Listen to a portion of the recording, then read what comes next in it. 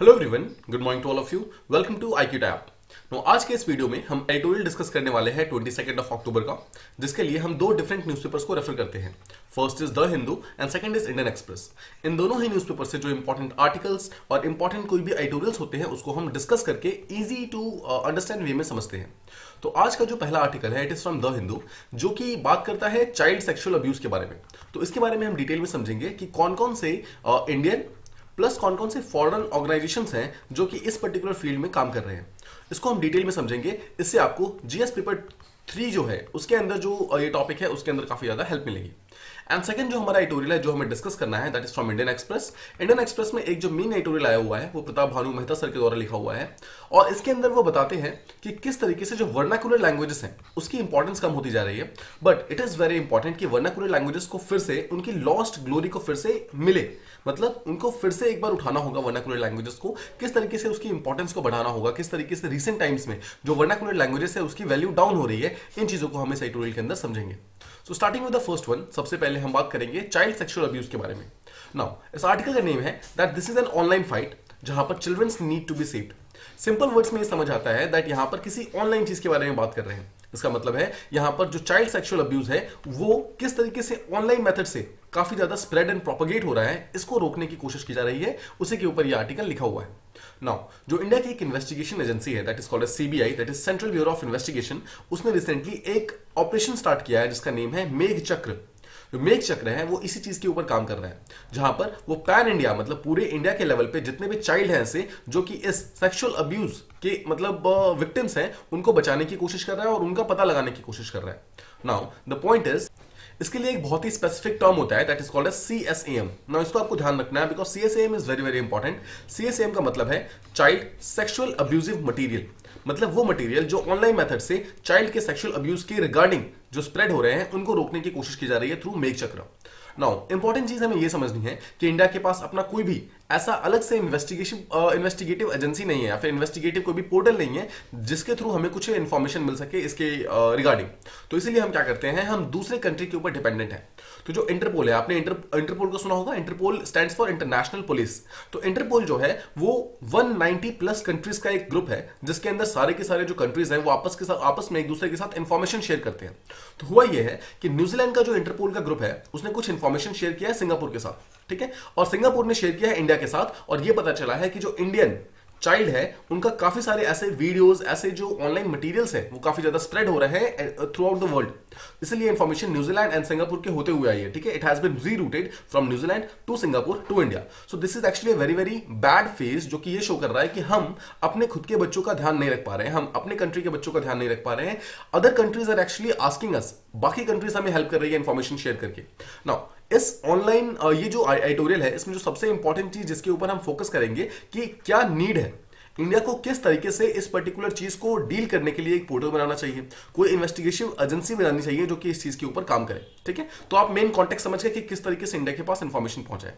Now समझने वाली बात यह है कि ये जो मेघ चक्र स्टार्ट हुआ है वो तो अभी रिसेंटली सितंबर 2022 के अंदर स्टार्ट हुआ है, बट इससे पहले लास्ट ईयर दैट इज 2021 में नवंबर में there was also operation called as operation carbon. तो operation carbon and operation Megh Chakra ये दोनों ही चाइल्ड सेक्सुअल अब्यूज को रोकने के लिए, सिंपल वर्ड्स में चाइल्ड सेक्सुअल अब्यूजिव मटेरियल को रोकने के लिए दैट इज CSAM, इसके लिए इसको बनाया गया है। तो you must remember these two names कि मेघ चक्र और कार्बन किस चीज से रिलेटेड है, ठीक है। आई होप आपको ये चीज प्रॉपर्ली समझ आ रही है। नाउ डिटेल में जाने से पहले सबसे पहले हम समझते हैं कि इंडिया में करंट लॉ क्या है, मतलब किस चीज के लिए क्या प्रावधान इंडिया में ऑलरेडी है। देखिए, जो अडल्ट पोर्नोग्राफी होता है जिसके अंदर अडल्ट मेंबर्स इन्वॉल्व होते हैं उनका प्राइवेट में व्यू करना इज नॉट एन ऑफेंस, ठीक है, please understand it is not an offence. But किसी भी तरीके का ऐसा कोई भी पोर्नोग्राफी जिसके अंदर चाइल्ड इन्वॉल्व है उसको सीख करना, मतलब अगर आप उसको यूज करने की कोशिश कर रहे हैं, आप उसको देखने की कोशिश कर रहे हैं, उसको ब्राउज करना, उसको डाउनलोड करना या फिर यहां तक कि एक्सचेंज या कि शेयर करना, ये सब का सब हमारे IT एक्ट 2000 के अंदर पनिशेबल ऑफेंस है। फर्स्ट चीज आपको ये समझना है। बट साथ ही साथ IT एक्ट के अंदर एक स्टेटमेंट और लिखा हुआ है कि जो इंटरनेट सर्विस प्रोवाइडर्स होते हैं, आई होप यू अंडरस्टैंड कि internet service providers are called as ISPs। ISPs वो होते हैं जिसके इंटरनेट के थ्रू आप एक्चुअली अपना इंटरनेट यूज कर पाते हैं, जैसे कि जियो हो गया, एयरटेल हो गया, आइडिया हो गया, जो भी आप सिम यूज करते हैं या फिर अगर आप कोई भी वाईफाई यूज करते हैं तो जो भी आपका पेरेंट कंपनी है उस सिम या फिर वाईफाई का, they are called as ISP, that is internet service providers. Now IT act 2000 के अंदर ये लिखा हुआ है कि जो भी हमारे इंटरनेट सर्विस प्रोवाइडर्स हैं उनको एग्जेम्प्ट किया गया है, मतलब कि अगर उनके इंटरनेट को यूज करके कोई भी पर्सन पोर्नोग्राफी देखता है, स्पेशली चाइल्ड पोर्नोग्राफी, तो इसमें कोई भी गलती आईएसपी की नहीं है, इंटरनेट सर्विस प्रोवाइडर्स की नहीं है। अब देखिए थोड़ी देर में हम समझेंगे कि जो बाकी कंट्रीज हैं, यूएसए हो गया, यूके हो गया, फ्रांस हो गया, उनका इस चीज में क्या मानना है, क्या वो आईएसपी को जिम्मेदार ठहराते हैं या फिर नहीं। बट आपको समझना यह है कि राइट नाउ इंडिया आईएसपी को जिम्मेदार नहीं ठहराता है, ठीक है।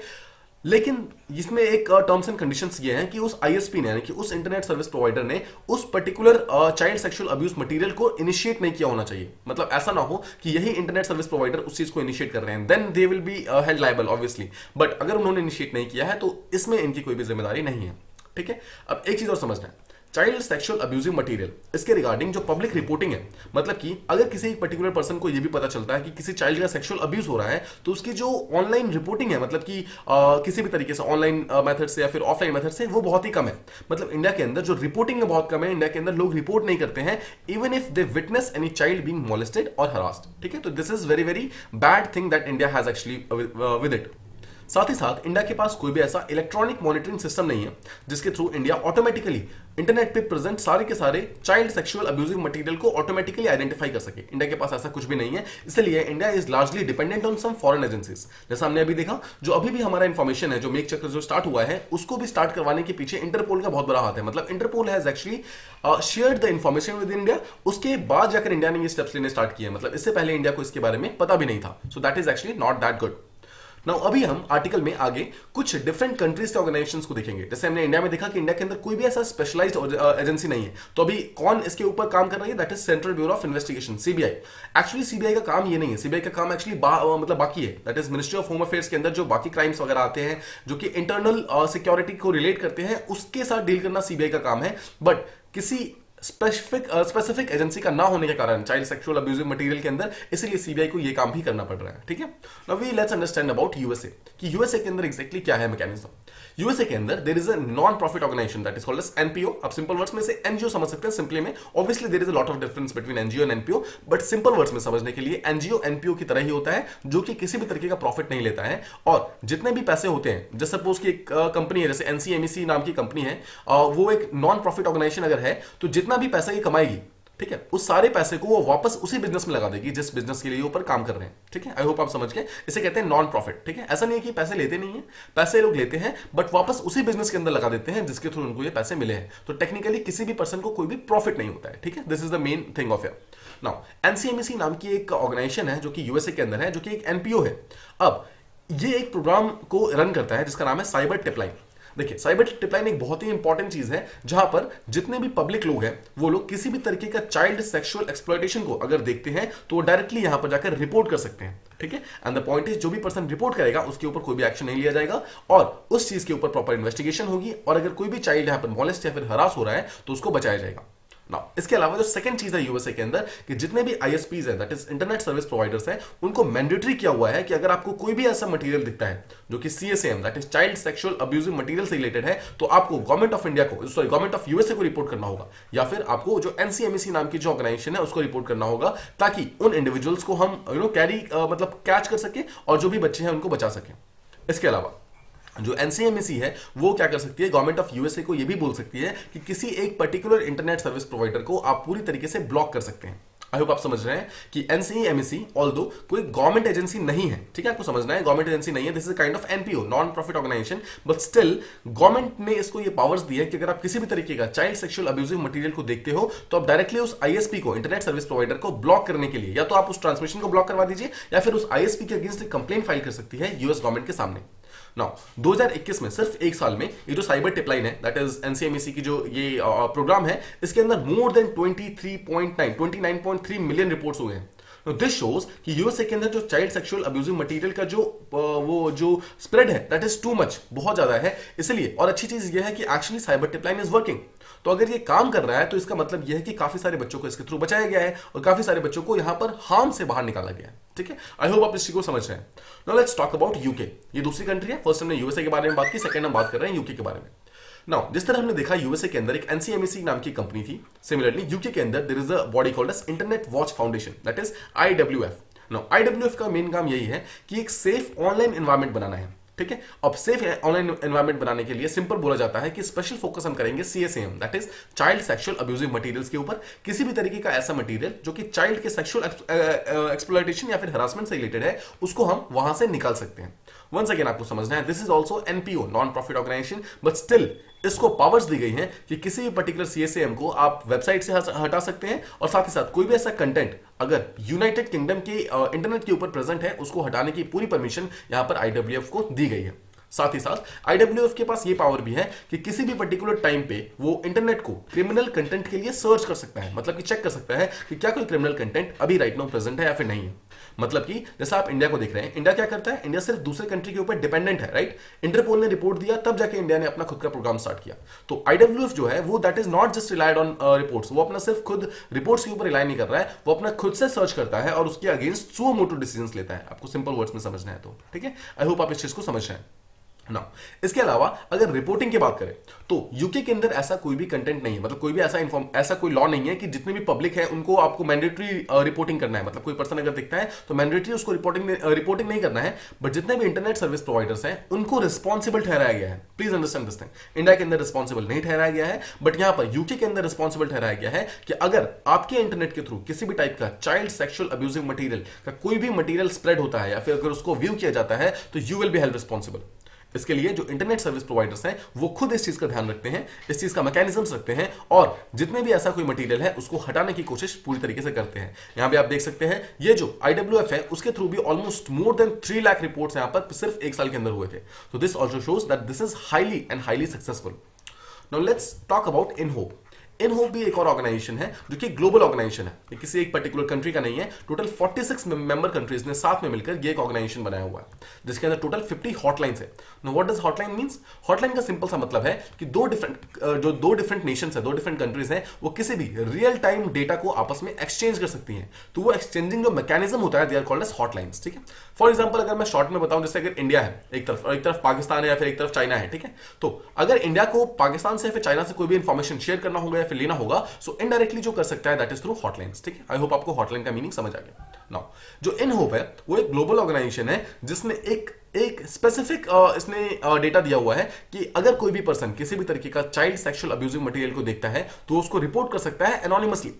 सिंपल वर्ड्स में, बिना अपना पहचान बताए, बिना अपनी आइडेंटिटी बताए, वो इजीली चीजों को रिपोर्ट कर सकते हैं। तो देखिए ये चीज बहुत ही इजी हो जाती है, because if any person has if is not liable to, अपना खुद का आइडेंटिटी उसको बताने की जरूरत नहीं है, तो वो इजीली अब कोई भी इंफॉर्मेशन को पास ऑन कर सकता है, राइट।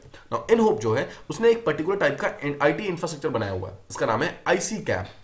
नो ICCAM को समझिए, C का मतलब है सी, ठीक है, ये वाला C, मतलब मैं देखता हूं IC child abuse material, CAM, मतलब मैंने कोई भी ऐसा चाइल्ड अब्यूज मटेरियल देखा है, ठीक है, और इस पर्टिकुलर मटेरियल को मैं रिपोर्ट करना चाहता हूं एनोनिमसली, तो आप इनहोप पे जाकर रिपोर्ट कर सकते हैं। ऑलराइट, नाउ समझने वाली बात यह है, इनहोप ने इंटरपोल के साथ एक डील किया हुआ है, एक मेमोरेंडम ऑफ अंडरस्टैंडिंग किया हुआ है, जहां पर इनहोप और इंटरपोल साथ में मिलकर काम करते हैं, और इस पर्टिकुलर IT का जो इंफ्रास्ट्रक्चर है इसको इंटरपोल एक्चुअली रन करता है, ठीक है।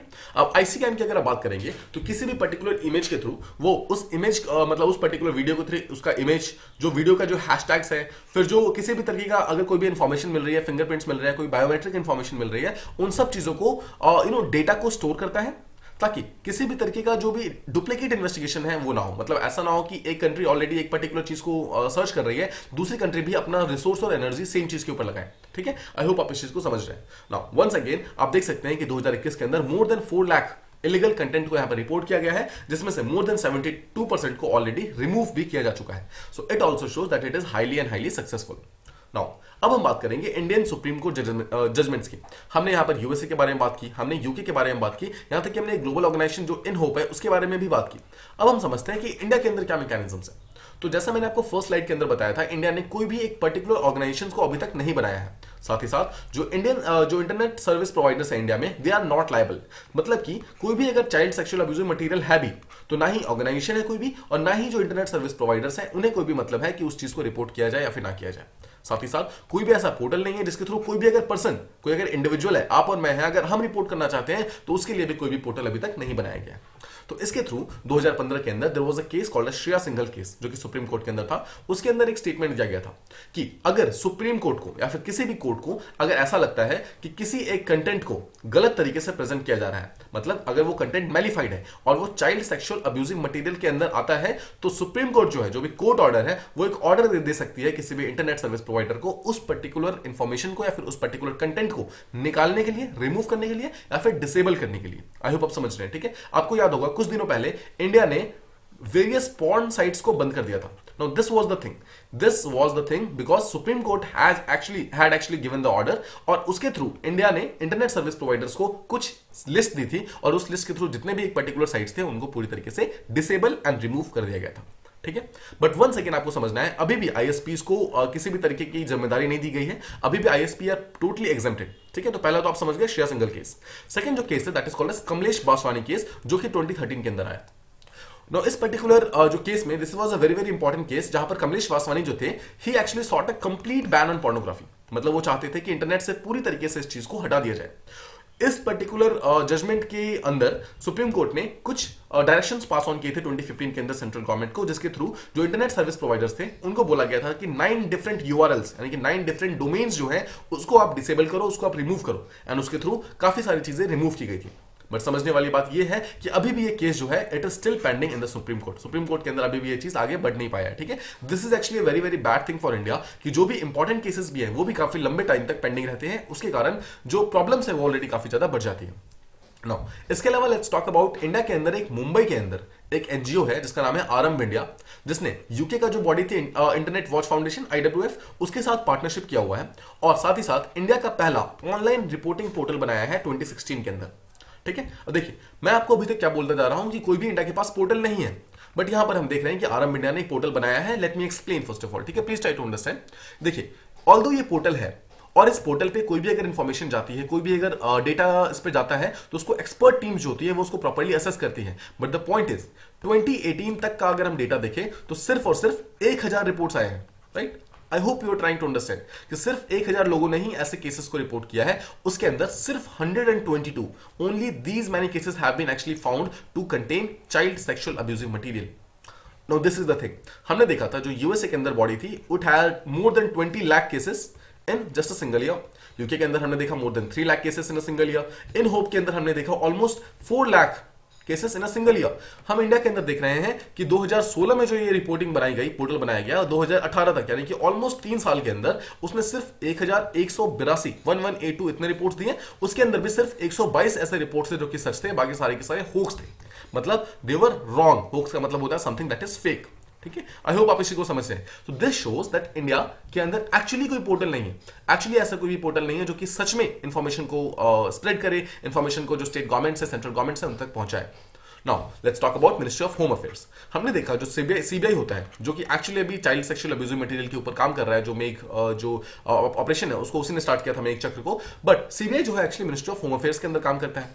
तो मिनिस्ट्री ऑफ होम अफेयर्स ने रिसेंटली 2018 के अंदर एक national cyber crime reporting portal बनाया, ठीक है। और इस पर्टिकुलर पोर्टल के थ्रू वंस अगेन मतलब एम ये था कि किसी भी तरीके का चाइल्ड पोर्नोग्राफी जो है उसको फिर से रिपोर्ट किया जाए, मतलब जो भी लोग हैं उसको रिपोर्ट करें। बट फिर से एक बार को समझिए कि this was again not done by central government, this was done on the recommendation of supreme court first of all, ठीक है। और सेकंड चीज, जो एक प्रज्वला नाम का एक हैदराबाद के अंदर एनजीओ है, इसने एक्चुअली सुप्रीम कोर्ट के अंदर अपील की थी, पीआईएल डाला था कि हमारे पास कोई ऐसा रिपोर्टिंग पोर्टल होना चाहिए, तब जाकर इस पर्टिकुलर चीज को बनाया गया था। But the point was almost 2018 से लेकर दिस इज 2022 और अभी तक ज्यादा केसेस यहां पर रिपोर्ट ही नहीं हुए हैं। मतलब इंडिया के अंदर the biggest problem is of under reporting.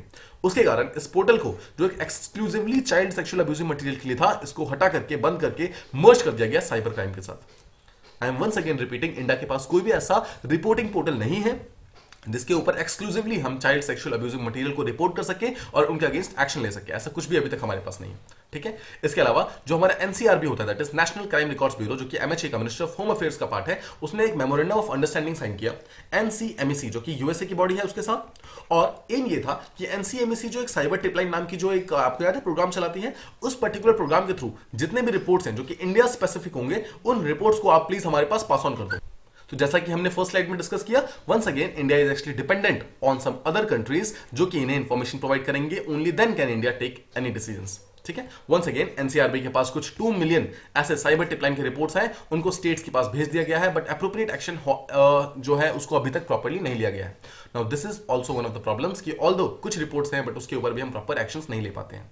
Now, Rajya Sabha के अंदर एक एडहॉक कमेटी बनाई गई इस चीज के ऊपर, जिस कमेटी के हेड कर रहे थे जयराम रमेश सर। ठीक है, नाउ ये कमेटी 2020 में एक रिपोर्ट देती है जिसके अंदर उन्होंने कुछ रिकमेंडेशंस दी। रिकमेंडेशंस ये थे कि जितने भी पोर्नोग्राफी जो कि सोशल मीडिया के थ्रू फैल रही है, प्लीज ट्राई टू अंडरस्टैंड, अभी हम सोशल मीडिया के ऊपर प्रॉपर इंफेसिस कर रहे हैं कि सोशल मीडिया के थ्रू कोई भी पोर्नोग्राफी अगर फैल रही है तो उसको हमें पूरी तरीके से बैन कर देना चाहिए। ठीक है, फर्स्ट थिंग। सेकंड चीज, जयराम रमेश कमेटी ने यह बोला कि जो चाइल्ड पोर्नोग्राफी है उसका डेफिनेशन को आप इंक्रीज करो। अभी तक चाइल्ड उसको माना जाता है जो 10 साल से छोटा हो, इसको इंक्रीज करके 18 प्लस करो। ठीक है, मतलब 18 तक करो। और इस पर्टिकुलर चीज को भी अभी तक ऑब्वियसली माना नहीं गया है, बट ये एक सजेशन है दैट इस चीज को मानना चाहिए। This is actually very very important. साथ ही साथ डेफिनेशन को इंक्रीज करने के साथ जो भी कमेटी बनाई जाएगी उसको proper proactive monitoring, mandatory reporting और टेकिंग डाउन और blocking this internet service provider को जो भी सीएसएम को होस्ट कर रहे हैं, ये सारी चीजें जो है रिकमेंडेशन के अंदर जयराम रमेश कमेटी के द्वारा दी गई थी। इसके अलावा कुछ और रिकमेंडेशन दी गई है। पहला चीज बोला गया है कि जितने भी सोशल मीडिया है उसके ऊपर एक एंड टू एंड एन्क्रिप्शन होता है, मतलब कि अगर दो पर्सन बात कर रहे हैं तो जो भी आपस में इंफॉर्मेशन शेयर कर रहे हैं वो सिर्फ उन दोनों के बीच में रहता है, कोई थर्ड पार्टी उस चीज को चेक नहीं कर सकती। बट यहां पर जयराम रमेश कमेटी का कहना है कि ऑल्दो यहां पर प्राइवेसी वायलेट होने का खतरा है, बट स्टिल अगर शक होता है, मतलब प्लीज अंडरस्टैंड कि not in every case, but अगर डाउट है, कोई भी शक है, तो उन केसेस में एंड टू एंड एन्क्रिप्शन को ब्रेक करके आप उन चैट्स को चेक कर सकते हैं कि क्या किसी भी तरीके का चाइल्ड सेक्सुअल अब्यूजिव मटेरियल यहां पे स्प्रेड हो रहा है या फिर नहीं हो रहा है। But obviously this is very very debatable, जहां पर राइट टू प्राइवेसी जो है पूरी तरीके से यहां पर वायलेट होना स्टार्ट हो जाएगा। ठीक है, पुट्टा स्वामी केस जो आप जानते हैं 2017 के अंदर आया था, जो कि आधार लिंकेज एंड इन सब चीजों के बारे में बात करता है, राइट टू प्राइवेसी के बारे में बात करता है, ये यहां पर इसके अगेंस्ट जाएगा। ठीक है, सो this is one of the recommendation जो कि इस कमेटी ने दिया है। इसके अलावा ये बोला गया है कि आप इंडस्ट्री यानी कि अलग अलग जो सॉफ्टवेयर इंडस्ट्रीज हैं, फिर अलग अलग कंपनीज हैं, अलग अलग कंट्रीज हैं, उनके साथ मिलकर आप कुछ ऐसे आर्टिफिशियल इंटेलिजेंस बनाइए। ये भी जयराम रमेश कमेटी का रिकमेंडेशन है कि आप कुछ ऐसे आर्टिफिशियल इंटेलिजेंस बनाइए जिसके थ्रू डार्क वेब के थ्रू कोई भी अगर ऐसा पोर्नोग्राफी या फिर child sexual abusive material spread हो रहा है उसको आप प्रॉपर्ली इन्वेस्टिगेट कर सके और ऑटोमेटिकली उस चीज को फाइंड आउट कर सके। इसके अलावा अगर चाइल्ड पोर्नोग्राफी में किसी भी तरीके का क्रिप्टो करेंसी यूज हो रहा है, उसको देखने के लिए, उसको सेल करने के लिए, उसको बाय करने के लिए, तो इस चीज के ऊपर भी एक प्रॉपर कमेटी बननी जरूरी है जो कि इन सब चीजों को चेक करेगी। आई होप आप इस कमेटी के रिकमेंडेशंस को प्रॉपर्ली समझ रहे हैं। Now, इसके अलावा there is a report called as international centre for missing and exploited children.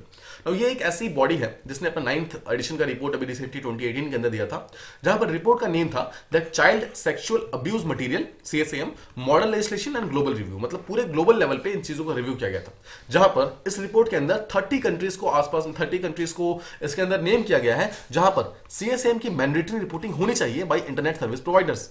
Now interesting चीज ये है कि इंडिया भी इस लिस्ट के अंदर है, मतलब India is also among these 30 countries, but India अभी तक किसी भी तरीके का मैंडेटरी रिपोर्टिंग अभी तक इंडिया ने नहीं बनाया है, मतलब कोई भी ऐसा पोर्टल नहीं बनाया गया। इसके अलावा यूनाइटेड नेशन में भी एक बॉडी है that is called as UN convention on rights of the child. इसने भी एक कुछ ऑप्शनल प्रोटोकॉल्स वगैरह स्टार्ट कर रखे हैं जिसके थ्रू सेक्सुअल एक्सप्लॉयटेशन को रोकना चाहिए, जहां पर जितने भी पार्टीज हैं, जितने भी मेंबर्स हैं, जितने भी नेशंस हैं, उन सबको बोला जाता है कि कोई भी ऐसा पर्सन जो कि लायबल है, जो कि यहां पर इंटरनेट सर्विस प्रोवाइडर्स हैं, उनको आप लायबिलिटी दो, मतलब उनके ऊपर आप जिम्मेदारी रखो, तभी ये चीजें कहीं ना कहीं डाउन होना स्टार्ट होंगी।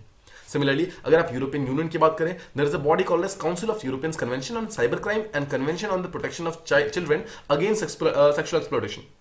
देखिए, this is the name, obviously you don't need to remember all this names, but you need to understand कि जितने भी इंपॉर्टेंट ऑर्गेनाइजेशंस हैं, be it United Nation, be it European Union, be it USA as a country, UK as a country, right, फिर हमारा इनहोप हो गया, इन सब ने कुछ ना कुछ ऐसे चीजें बना रखी हैं, उन सब ने ऐसे कोई पोर्टल्स बना रखे हैं जिसके through child sexual abusive material को हम रोक सकते हैं, उसका स्प्रेड रोक सकते हैं, बट इंडिया ने ऐसा अभी तक कुछ भी नहीं बनाया है and it is very important कि इंडिया ऐसा कुछ बनाए। तो इंडिया के पास वे फॉरवर्ड क्या है? फर्स्ट चीज ये है कि इनहोप को इंडिया ज्वाइन कर सकता है, जो अभी तक इंडिया ने ज्वाइन नहीं किया। आप जानते हैं 46 कंट्रीज ही उसका पार्ट है, बट इंडिया को इसको ज्वाइन करना चाहिए। साथ ही साथ इंडिया को कुछ ऐसे IT इंफ्रास्ट्रक्चर बनाने चाहिए ताकि इंटरपोल के थ्रू वो मतलब उस पर्टिकुलर चीज को, मतलब ये जो हमारी इन्वेस्टिगेशन है इसको सपोर्ट कर सके, और साथ ही साथ कोई भी ऐसा कोई रिपोर्टिंग जो कि इंडिया स्पेसिफिक है उस चीज को प्रॉपर्ली यूज कर सके। इसके अलावा इंडिया को NCMEC जो US की कंपनी है और IWF जो कि UK कंपनी है उनके साथ भी डील करना चाहिए, मेमोरेंडम ऑफ अंडरस्टैंडिंग साइन करने चाहिए और इन चीजों को साथ में लेकर आना चाहिए। इसके अलावा ऑथर का कहना यह भी है कि जो जयराम रमेश कमेटी के रिकमेंडेशन है उसको obviously with a pinch of salt उसको फॉलो करना चाहिए, उसको प्रॉपर्ली चेक करना चाहिए, और जिस प्रज्वला केस की हमने बात की थी हैदराबाद में जो अभी तक पेंडिंग है उसे भी एक लॉजिकल एंड तक लेके आना चाहिए। द पॉइंट इज इंडिया को हर एक ऑप्शन को प्रॉपर्ली एक्सप्लोर करना है so that the children can be saved. तो this was all about the first article. I hope आपको चाइल्ड सेक्सुअल अब्यूजिव मटेरियल को प्रॉपर्ली समझने में हेल्प मिली होगी एंड आपको कुछ न्यू पर्सपेक्टिव्स मिले होंगे एज टू इंडिया की पोजीशन क्या है as compare to the global leaders. ठीक है, जितने भी ग्लोबल पार्टनर्स हैं, ग्लोबल जितने भी स्टेक होल्डर्स हैं, उनकी रिस्पेक्ट में इंडिया की पोजीशन क्या है और इंडिया को क्या करना चाहिए, हमने उसको भी प्रॉपर्ली डिस्कस कर लिया। ठीक है, let's move on to the next article. Now इस आर्टिकल के अंदर हम बात करने वाले हैं वर्नाकुलर लैंग्वेजेस के बारे में। देखिए, सबसे पहले समझिए, this article has been written by Pratap Bhanu Mehta.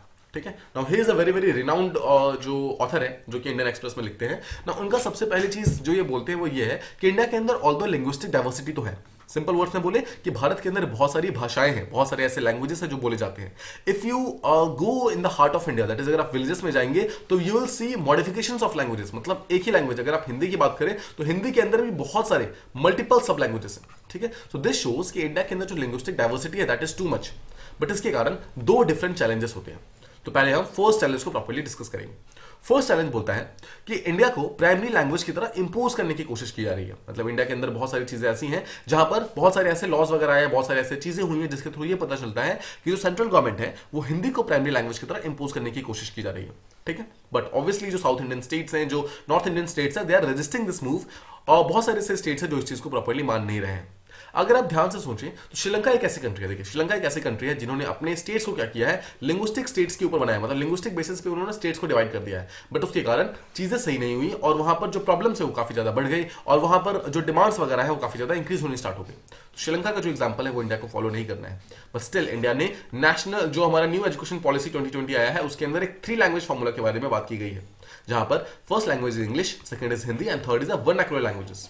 तो हम इसके बारे में बात करेंगे कि जो वर्नाकुलर लैंग्वेज है उसकी इंपॉर्टेंस क्या है और किस तरीके से उसको अभी के टाइम में प्रेजेंट किया जा रहा है। Let's try to understand this thing. देखिए, पहला तो हमने इशू समझा कि हिंदी इंपोजिशन जो है वो that is a very very important चीज ऑब्वियसली, बट सेकंड चीज ये है कि जो इंडियन लैंग्वेज का जो एक्सपेरिमेंट होता है वो सिर्फ और सिर्फ हिंदी के साथ ही क्यों होता है। जो बाकी जो डिफरेंट सो मेनी लैंग्वेजेस है, वर्नाकुलर लैंग्वेजेस है, उनके साथ ऐसा कोई भी एक्सपेरिमेंट नहीं होता है। मतलब कभी भी ऐसा नहीं बोला जाता है that will make Maithili the national language of India. ऐसा क्यों होता है? Why is only Hindi made the national language of India? क्यों ऐसा बोला जाता है? नाउ इसी चीज के ऊपर हम डिस्कस करने वाले हैं, क्यों ये चीज जो है बहुत ही फ्रीक्वेंट हो गई है राइट नाउ इंडिया के अंदर। देखिए, इंग्लिश जो है, इंग्लिश को लैंग्वेज ऑफ पावर बोला जाता है। ठीक है, अगर आपको नॉलेज में आगे बढ़ना है, राइट, आपको एकेडमिक्स में आगे बढ़ना है, आपको प्रिविलेजेस के अंदर आगे बढ़ना है, तो obviously you need to learn English, ऐसा ऑथर के द्वारा बोला जा रहा है। ठीक है, तो English has become actually language of power. मतलब अगर आपको पावर एंड प्रेस्टीज चाहिए तो you need to learn English. और अगर आप वर्नाकुलर लैंग्वेजेस की बात करें तो उसकी आइडेंटिटी कैसी है? वर्नाकुलर लैंग्वेजेस अगर आपको आता है तो you are more confined to your identity, you are more confined to your culture, और इसके थ्रू हमें एक सेकंड क्लास का स्टेटस मिलता है। मैं आपको छोटा सा एग्जांपल देता हूं। देखिए, a person who knows English, he is considered to be a very very gentleman, he is considered to be a very very top class person, right? कि वो अलग अलग जगहों पे जा सकता है, डिफरेंट कंट्रीज में जा सकता है, हायर एजुकेशन, हायर पोस्ट, किसी भी चीज को हैंडल कर सकता है। बट जस्ट सपोज कि there is a person who knows a specific vernacular language. ठीक है, तो हम ऐसा मानते हैं, हमें ऐसा लगता है कि ऑब्वियसली वो बहुत ज्यादा एकेडमिक इंस्टीट्यूशंस को ज्वाइन नहीं कर सकता है, एकेडमिक चीजों को लर्न नहीं कर सकता है। Now this creates the biggest problem कि जो दर्जा हम हिंदी को देते हैं, इंग्लिश को देते हैं, वो सेम दर्जा हम एक्चुअली वर्नाकुलर लैंग्वेजेस को नहीं देते हैं। ठीक है, लेट्स अंडरस्टैंड दिस थिंग। देखिए, अगर आप हिंदी वर्ल्ड की बात करें, आप ऐसे हिंदी को एज अ लैंग्वेज की तरह बात करें, तो उसके लिए सबसे बड़ा चैलेंज क्या है कि अगर आप हिंदी को अपने मेन लैंग्वेज की तरह परस्यू कर रहे हैं तो ऐसा माना जाता है कि हमारे नॉलेज के बहुत सारे फ्रंटियर्स कहीं ना कहीं बंद हो गए। सिर्फ साइंस में नहीं, बट बहुत सारे सिविक नॉलेज में, मतलब आर्ट्स में हो गया, ठीक है, लिटरेचर में हो गया, इन सब में हमारे ऑप्शंस बंद हो जाते हैं। क्यों? बिकॉज देखिए, अगर आप ग्लोबल लेवल की बात करेंगे तो almost every single publication, every single जो बुक है, it is actually present in English. मतलब किसी भी लैंग्वेज में हो उसको इंग्लिश में डेफिनेटली ट्रांसलेट किया गया है, बट ऑल दोज बुक्स जो कि इंग्लिश में है या फिर किसी और लैंग्वेज में है, बेट मैंडेरिन जो कि चाइना का लैंग्वेज है, बेट रशियन, उनको हर एक वर्नाकुलर लैंग्वेजेस के अंदर ऑब्वियसली वो नहीं किया गया, मतलब टेक्स्ट आउट नहीं किया गया, उसको उस पर्टिकुलर लैंग्वेज में चेंज नहीं किया गया। ठीक है, ये शो करता है कि जो हिंदी है यहाँ पर एक पैरोक्लिज्म का एक मार्कर बन गया है और एक इंफीरियर स्टेटस। पैरोक्लिज्म का मतलब होता है something that is inferior, something that is down. तो अगर आपको हिंदी आती है, if you are expert in Hindi, तो ये शो करता है कि बहुत ही इंफीरियर चीज है, which actually should not be there, but India के अंदर ये चीज मानी जाती है, राइट? अब देखिए, इंडिया के अंदर अगर आप इंडिया के अंदर लैंग्वेज एक्सपेरिमेंट की बात करेंगे तो सबसे बड़ी प्रॉब्लम यहाँ पर डाइवर्सिटी नहीं है।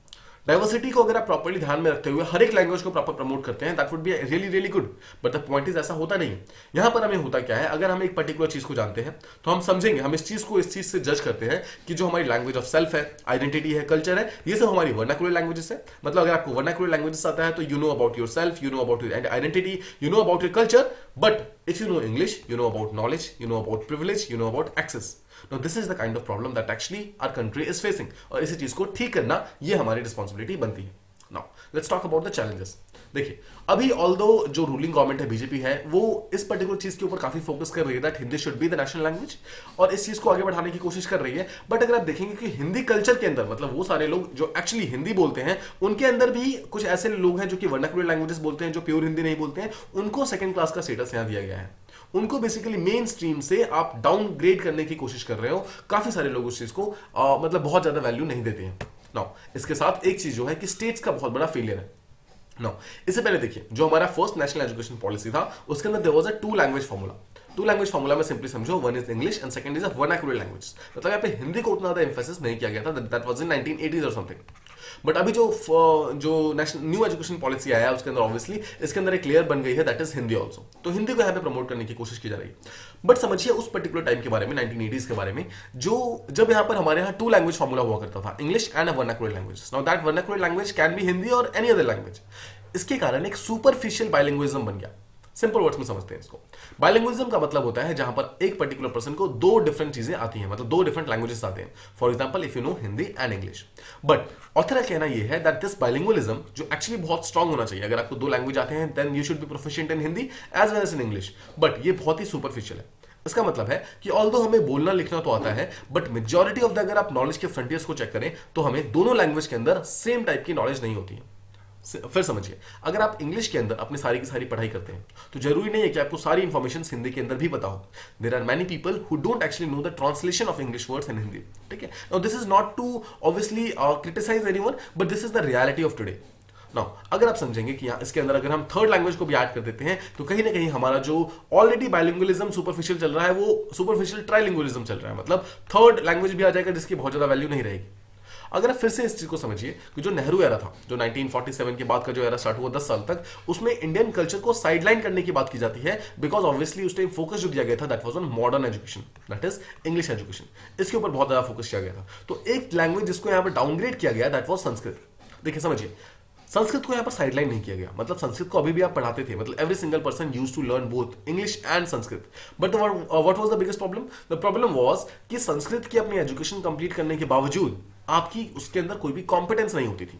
मतलब कोई भी ऐसा पर्सन जिसने संस्कृत और इंग्लिश दोनों के अंदर अपनी एजुकेशन ली है, he should be proficient in both Sanskrit और इंग्लिश के अंदर, बट उसकी कॉम्पिटेंस बहुत ज्यादा डाउन हो जाती थी। मतलब उसको प्रॉपर जो चीजें इंग्लिश में आ रही हैं सेम चीजें उसको संस्कृत में नहीं आती थी। इसके कारण भी कहीं ना कहीं एक प्रॉब्लम हुआ।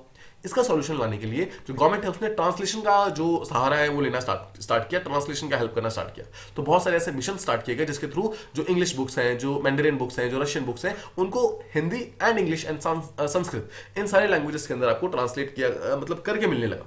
नाउ समझिए, ये चीज भी बहुत ज्यादा ग्रो नहीं हुआ। ऑब्वियसली कुछ लिटरेचर के बुक्स जो हैं वो ऑब्वियसली ट्रांसलेट हो गई संस्कृत के अंदर भी, इंग्लिश के अंदर भी, हिंदी के अंदर, बट मेजॉरिटी ऑफ द जो देखिए जो मेडिसिन से रिलेटेड जितने भी बुक्स थे, इंजीनियरिंग के रिलेटेड जितने भी बुक्स थी, they still retained in English only. मतलब वो संस्कृत के अंदर, हिंदी के अंदर ट्रांसलेट नहीं हो पाई।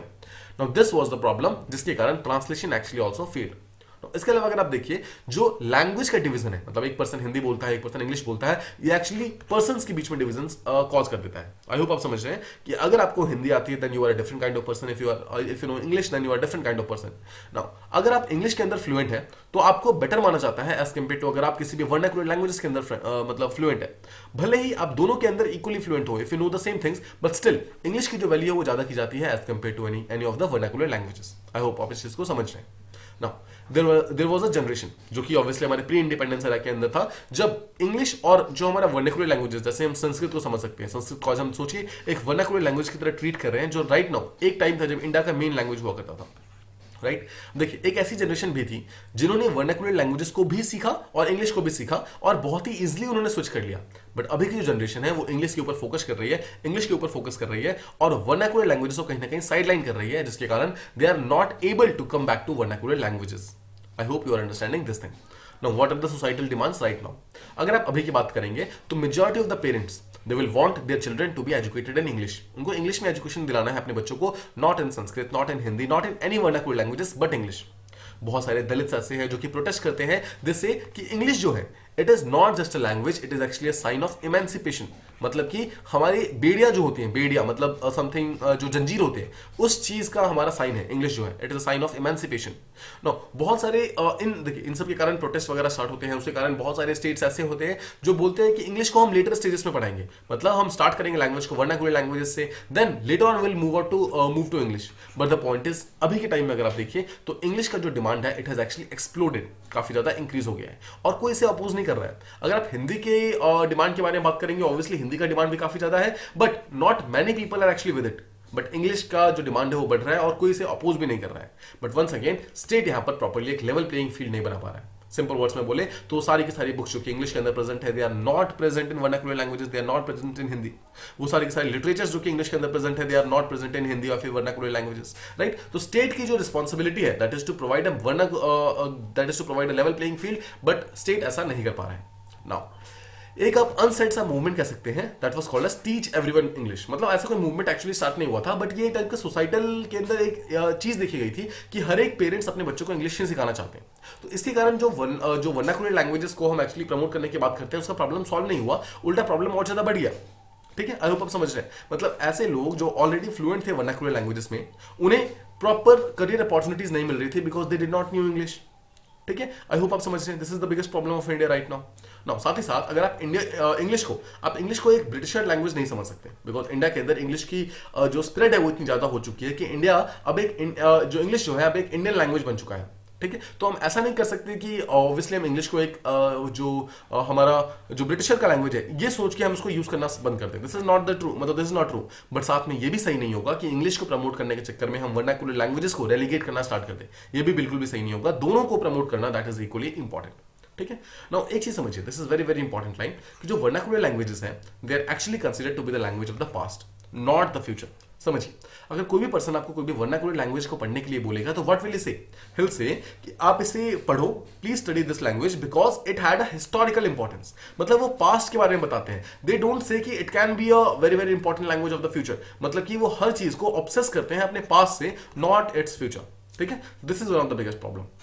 इसके अलावा जो वर्नाक्युलर लैंग्वेजेस है उनको कल्चर का लैंग्वेज माना जाता है, उनको नॉलेज का लैंग्वेज नहीं माना जाता है। सो this is also biggest problem. ठीक है ना, वर्नाक्युलर लैंग्वेजेस के बीच में अगर हम प्रॉब्लम की बात करें, देखिए प्रॉब्लम तो हमने ऑब्वियसली बहुत सारे डिस्कस किया है। सॉल्यूशन क्या है? सॉल्यूशन ये है कि हिंदी को पहली बात आपको इंपोज नहीं करना है, और सेकंड चीज इंग्लिश को आपको फॉरेन लैंग्वेज की तरह ट्रीट नहीं करना है। दोनों को ही इक्वली इंपॉर्टेंट देते हुए आपको आगे लेके चलने की जरूरत है, एंड ओनली देन कैन जो एक्चुअल जो डाइवर्सिटी है इंडिया के, उस चीज को हम बचा सकते हैं।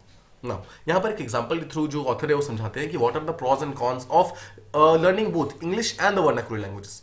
समझिए, पेडागोजिकल का मतलब होता है समथिंग रिलेटेड टू स्टडी। ठीक है, तो ये जो लैंग्वेज की जो स्टडी है, डिस्कशन है, इट शुड बी पेडागोजिकल, मतलब स्टडी से रिलेटेड होनी चाहिए, पॉलिटिकल चीज नहीं बननी चाहिए। ठीक है, ऐसा नहीं है कि हम हिंदी को लेकर के एक अपना मूवमेंट स्टार्ट करते हैं, then that won't be good. इस चीज को हम एक बेटर नॉलेज बिल्डिंग की तरह यूज कर सकते हैं। समझिए, just suppose there is a doctor XYZ, ठीक है, if he knows English learn करने के फायदे क्या होगा? सबसे बड़े फायदा ये होगा कि पूरे ग्लोबल लेवल पे किसी भी तरीके कोई भी न्यू रिसर्च होता है जो कि इंग्लिश के अंदर पब्लिश हो रहा है, तो ही कैन इजीली उस चीज को देख सकता है, राइट, इजीली उस चीज को रीड कर सकता है। बिकॉज अगर आप बात करेंगे कि हर एक रिसर्च लैंग्वेजेस को अगर आप ट्रांसलेट करने जाएंगे वर्नाक्युलर लैंग्वेजेस के अंदर, then that would be very very cumbersome process, right, वो चीज सही नहीं होगी। तो इंग्लिश सीखना इसलिए जरूरी है ताकि आप वर्ल्ड के साथ कदम से कदम मिला के आगे चल सकें। ठीक है, बट साथ ही साथ ये भी उतना ही इंपॉर्टेंट है कि उस डॉक्टर को अगर किसी से कम्युनिकेट करना हो, इजी लैंग्वेजेस के अंदर कुछ बताना हो, तो vernacular languages can be the best tool to do so. I hope you understand कि both English and the vernacular languages they should be treated equal, उनको साथ में लेके चलने की कोशिश करनी चाहिए। नाउ हमारे एजुकेशन सिस्टम ने ये होमवर्क सही से नहीं किया है। This is the biggest problem कि किसी भी लैंग्वेज को जब वो अडॉप्ट करते हैं तो उसको पूरी तरीके से बढ़ाने की कोशिश नहीं करते हैं। मतलब कि हिंदी को प्रमोट किया बट उसको फिर से छोड़ दिया, इंग्लिश को प्रमोट किया बट फिर छोड़ दिया, वर्नाक्युलर लैंग्वेजेस को प्रमोट किया। अभी देखिए पहली बार वर्नाक्युलर प्लस हिंदी को साथ में प्रमोट कर रहे हैं through new education policy. Let's see कि what happens. We should actually hope कि a particular person should be proficient in all the languages, vernacular language, Hindi language, English language, ताकि वो मॉडर्न एजुकेशन को भी डील कर सके, जो हमारा ट्रेडिशनल जो एजुकेशन है उसके साथ भी डील कर सके, और जो उसके लिए जो मदर टंग है, जो उसका मदर के बेसिस पे जो उसका एजुकेशन है, उसको भी वो इजिली ट्रीट कर सके।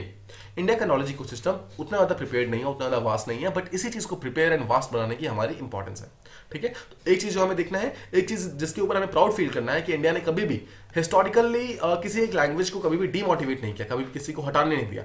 ऑब्वियसली द प्रॉब्लम इज कि सिर्फ एक ही लैंग्वेज को यहाँ पे प्रमोट किया गया है, बट किसी भी एक लैंग्वेज को यहाँ पर रेलीगेट नहीं किया गया है। ठीक है, so that is the good thing.